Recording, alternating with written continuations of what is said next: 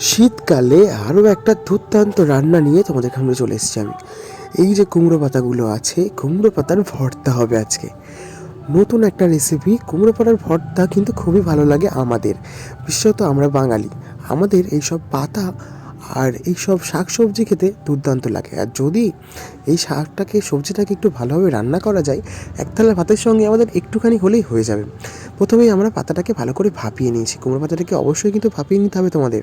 তারপরে কড়ার মধ্যে কিছুটা শুকনো লঙ্কা ভালো করে ভেজে নেওয়ার পরে রসুন, অনেকগুলো রসুন আর কাঁচা লঙ্কা আর কালো জিরে, অনেকটা পরিমাণ কালো জিরে দিয়ে ওই পাতাটাকে সিদ্ধ করে যেটা রেখেছিলাম সেটা দিয়ে দিলাম।